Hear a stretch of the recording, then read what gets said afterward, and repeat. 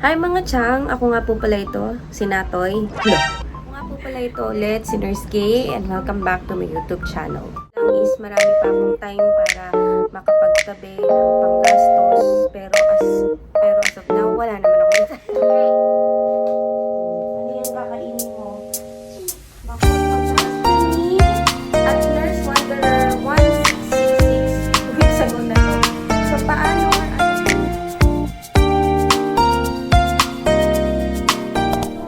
Today's vlog, kamusta naman po kayong lahat? Lumabas na naman po ang Visa Bulletin update for the month of December, and thank God, gumalaw naman po siya kahit 2 weeks. At least gumalaw siya, hindi siya nag-retro, hindi siya naging stagnant. So yun, thank you pa rin kahit na 2 weeks lang siya. Importante gumagalaw. So sa akin, ang iniisip ko na lang is marami pa akong time para makapagtabi ng panggastos. Pero as of now, wala naman ako naitatabi. Yung hinahasa ko na lang yung mga skills ko sa work ko ngayon. Nagpo-focus na lang muna ako doon para, alam niyo na, may baon kahit papaano doon sa US. So ayun, gusto ko rin po pala mag-thank you sa inyo kasi nasa 180 na po yung subscribers ko kahit na ganito lang po yung mga vlog ko, no. Sa mga hindi po nakakakilala sa akin, ako nga po pala si Nurse Kay, isa akong hemodialysis nurse dito sa Pilipinas. Nag-start akong mag-vlogging noong April nitong taon na to para lang wala lang, pampatanggal stress ko lang kasi siya. At the same time, gusto ko rin may share yung mga naging experiences ko sa pag-aasikaso ng NCLEX, ng application ko papunta sa US, at saka kung ano pa yung maisipan kong i-share sa inyo. And maraming salamat po. Ngayon, today is, ano bang date ngayon? November 15, 2025. Saturday po ngayon. Hindi po ako pumasok sa duty. Nag-leave po ako ngayon kasi wala pong magbabantay sa mga anak ko. Kaya napilitan po ako mag-leave. Magluluto na po ako ng tanghalian. Actually, lagpas 12 na po. Siguro, magbabasa ako ng mga comments dun sa mga ibang videos ko. Kasi meron akong mga hindi talaga maisagot. Most especially dun sa mga DIYs ko. Meron mga questions na ayun nga, hindi ko talaga siya masagot. Tapos i-vlog ko na lang siya para mas ma-express ko yung gusto kong sabihin. Ayoko sumagot na parang alam niyo, nag-aalam-alaman ako kasi baka alam niyo, mali yung may advice ko. Much better na honest kaysa magmarunong, di po ba? So tara, samahan niyo ako magluto sa baba ng tanghalian. Tinola Homes na naman, as usual. Sige, mga chang. So ayun, mga chang. Nandito na tayo sa kusina, no? Sinabi ko kayo. Hindi, so magluluto lang tayo ng lunch habang nagsasagot tayo ng ilan sa mga, hindi ko masagot na mga, tawag dito, na mga comments dun sa mga DIY ko na video, no? Kasi, yun nga, tulad na sinabi ko kanina, medyo hirap akong sagutin kasi wala akong masyadong idea regarding na doon. So, mahirap naman na magmarunong akong sumagot doon sa mga question tapos mas lalo pang ikalito ng lahat. So, yun, try natin. Pero, kunin ko muna yung mga gamit. Yung mga sangkap pala gamit. So, wait lang. So, ayun. So, bago po ang lahat, balik muna tayo sa Visa Bulletin. So, nakakatuwa naman kasi kahit paano, gumalaw po siya ng 2 weeks, no? Pero kahit paano, nag-expect kasi ako kahapon na sana medyo wala kayong jam. Actually, ang priority date ko kasi is November 28, 2023. So, kung iaano natin sa Visa Bulletin ngayon, nasa 7 months pa yung hihintayin ko. Pero okay lang kasi kailangan maging okay, di ba? Bobby tayo ngayon, Bobby. So, ayan. Basahin na natin yung unang Wait.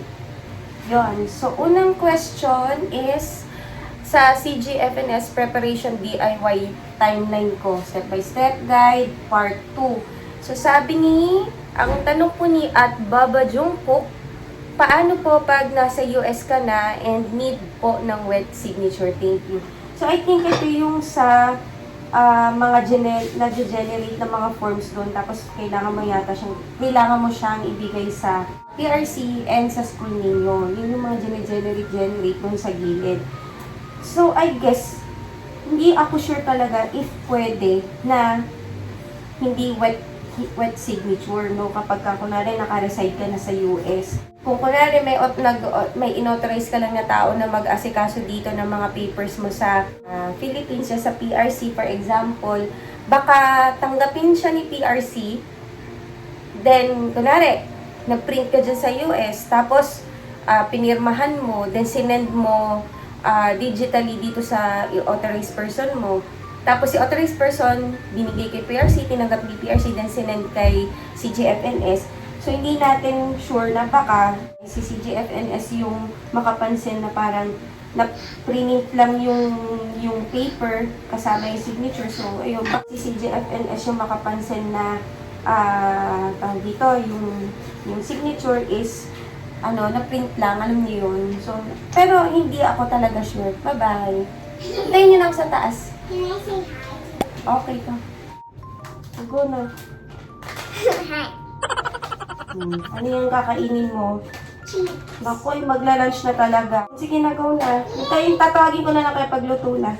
So, ayun, kaya hindi ko siya masagot talaga kasi hindi ako sigurado, mahirap nang magmarunong, di ba? So, next question tayo. Ang question ni at Nurse Wanderer 1666, 2 weeks ago na to. So, paano or ano po ang inilagay nyo sa address sa USA license? So, I think doon pa rin to sa DIY CGFNS. Ang inilagay ko po doon is yung address po ng NYSED. So, paano ko po nalaman na yun yung ilalagay?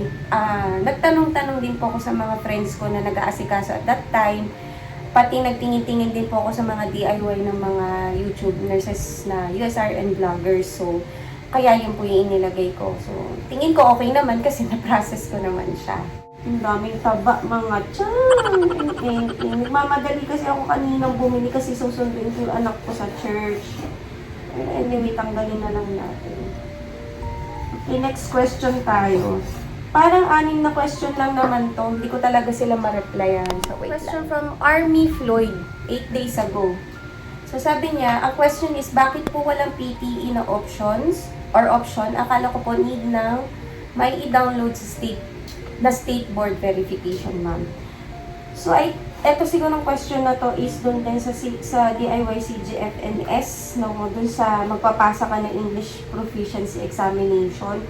So, honestly, hindi ko napansin na walang choice na, wala sa mga choices yung PTE kasi nung nag-asikaso ako ng CGFNS, yun, ang tinig ko kasi is IELTS. So, more on nakafocus ako sa IELTS noon. So, siguro magagawa na lang natin para dito is may contact, pwede siguro mag-inquire dun sa contact us. May contact us doon eh. Then, pwede natin i-ask if yun nga yung kung may PTE ba or what. No. So, pwede itanong. Doon naman po sa i-download na state board verification, ano po ba to doon pa rin po ba to sa CGFNS or ano? Kasi hindi ko po alam kung magkaibang question na po to sa isang sa isang tanungan. Nalungkot naman ako, puro taba. Kaya na lang namin ito dun sa alligator Nialaga kasi asawa ko na parang alligator fish din sa labas. No?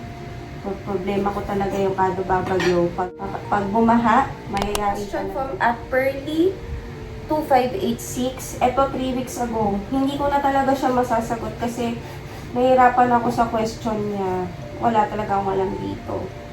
So sabi niya, hi ma'am, question ko lang po. Paano po ma-edit yung name sa US license name? Kasi single ang na-registered sa US license ko po. Kaso sa bar kasi matik na nakatype yung married name ko po. Hindi ko na po ma-edit. Regarding po sa mga editing ma'am ng mga informations, I'm not sure kung pwede kasing mag-edit sa CGFNS preparation mo. Pero pwede mo siyang i-try. Kaya lang hindi ko alam kung paano siya i-edit. Or katulad ng sabi ko, meron naman contact us, doon. Pwede kayo mag-inquire doon sa contact us nila. Pwede nyo rin itanong. Tapos, siguro, baka ang niya, magpa-attach lang na marriage certificate para lang may proof. May proof. Tapos, ayun, siguro. So, pwede nyo rin itry sa contact us form. So, konti lang ang ating beef. Isang ano lang, beef. Ang ating pork. Isang ano lang siya. Isang liempo lang yung binili ko kasi hindi masyadong makarni itong mga tiyanak ko dito sa bahay. Okay na to. Kakain din ito kami ng asawa ko. Alright, next question pa. Talasan ko na yung sayote. Tagal na nito sa rep na nag-ano ito. Gusto kasi ng mga anak ko yung tinola homes kasi yung sabaw tsaka yung gulay, at least doon nakakakain sila ng ano, hindi yung puro lagi kami prito, Diyos ninyo marimar. Pinakamahirap na trabaho talaga ng mga nanay yung mag-isip ng pagkain araw-araw.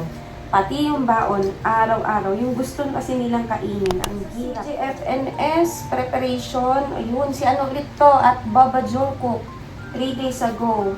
Sabi niya, or question niya is, mapaprocess po ba ang mga school docs, like school diploma daw, kahit di mag-submit sa CGFNS?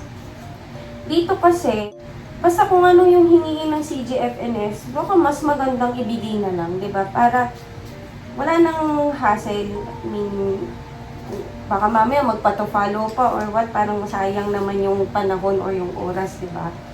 So, much better siguro kung gawin na lang natin.